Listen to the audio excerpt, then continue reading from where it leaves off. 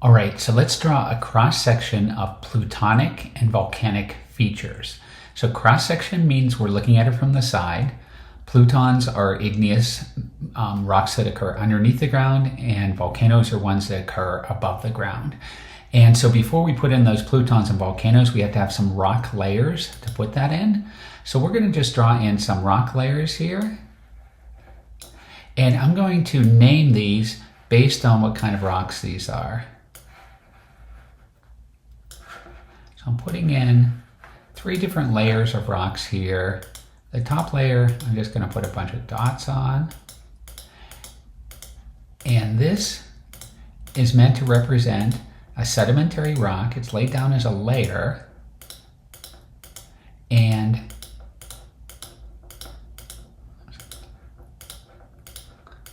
this rock is called sandstone.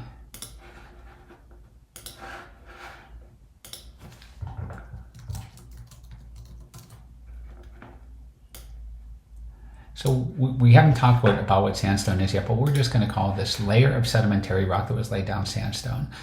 The next layer of sedimentary rocks we put in is going to be, we're going to represent by dashes, like this.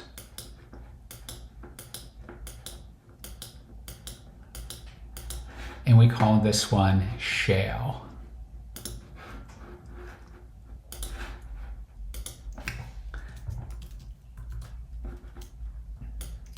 So sandstone is if we have a sandy beach and it got turned into a rock, we would call that sandstone. Shale is when we have mud, and mud turns into a rock. That's what we call mud that has been converted into a sedimentary rock. We call it shale. And then on the bottom layer here, I'm going to go back to my drawing tool. And this time I'm just going to put in kind of brick-shaped patterns, somewhat discontinuous, but you get the idea.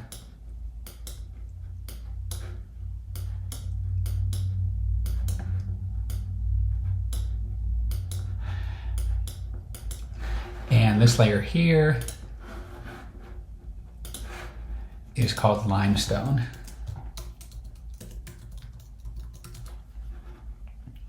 So limestone would be things like shells or other material made out of calcite, like chalk, that's been turned into a rock. So now we have our layers here, and now I want to intrude something. I want to put it in igneous rock that's going to go into this area here. Before I begin that, I'm just going to mention that limestone, in this case, this would be our oldest rock. I'm going to just put a 1 there to indicate it's the oldest. Shale would be our second oldest, and in this case, sandstone would be our third oldest, because as one layer is deposited, the other layer gets deposited on top of that, and the other layer gets deposited on top of that. So now I'm going to go back to our drawing tools. And I'm going to use the eraser tool to give me some room to put things in here. And I'm just going to erase away part of this so I can put in the next step here. So somehow the rocks were already there, and then they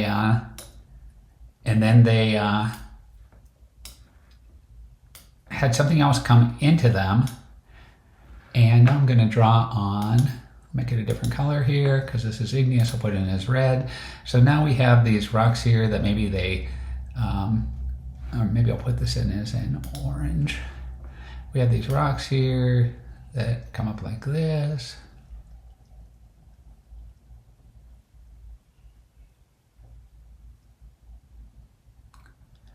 And, oops, sorry, get something like that.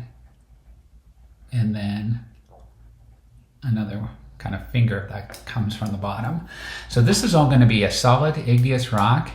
And I'll just indicate that by putting on, not horizontal dashes, but dashes in all different sorts of directions here.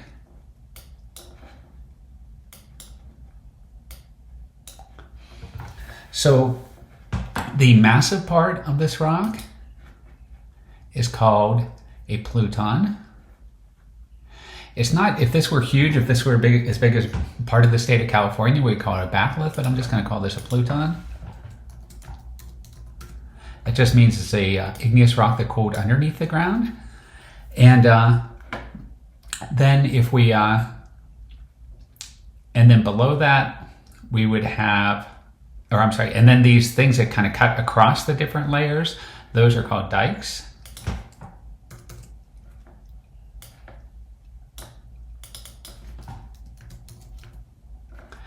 And the ones that follow the rock layers that are already there, they would be called concordant, or going along the same direction. We call that a sill. So now we have a pluton, a dike, and a sill, and I'm going to extend these lines over a little. So those are intrusive, those are all intrusive features. And if I extend this over a little more,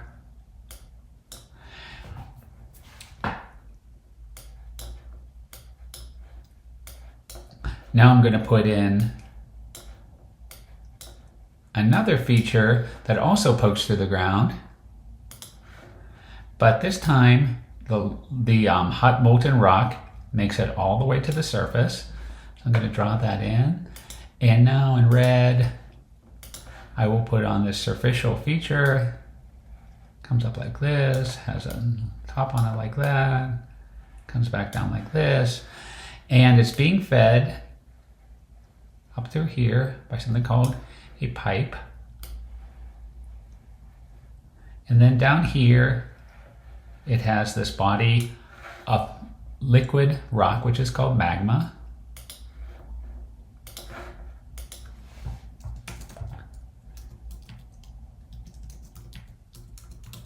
That's the magma chamber.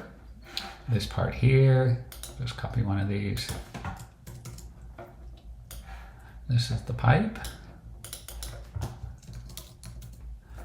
The thing on the surface is called the volcano.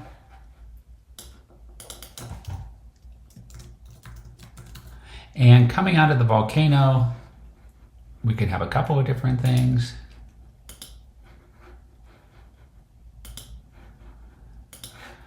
One, we could have liquid coming off of the volcano and cooling into rocks off in this direction here. That would be a lava flow. But also, we could have volcanic ash coming out of the volcano, or big boulders rolling down the side of the volcano. And all of that would be called pyroclastic debris. Lava flow.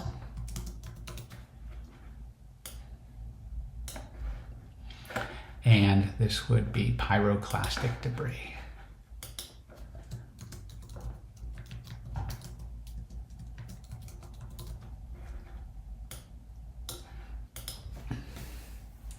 A couple other things to keep in mind here. And so if we looked at the order of when things were happening, we know this pluton and this volcano had to occur after the limestone and the shale and the sandstone was deposited, because they both cut through all three of those rock layers. One other thing to put in here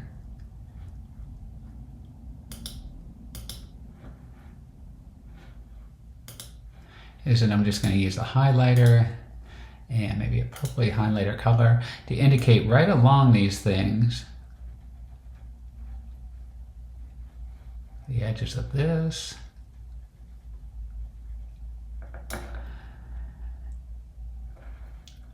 And the edges of this. This is where we would expect the rocks to get cooked.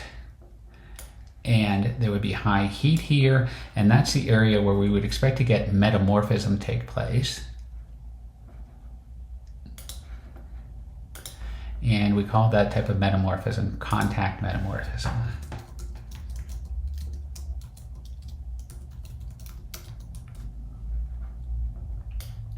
So contact metamorphism is where the hot pluton, which used to be magma, is up against these other rocks, and it's changing those rocks. For example, it would change the limestone into marble.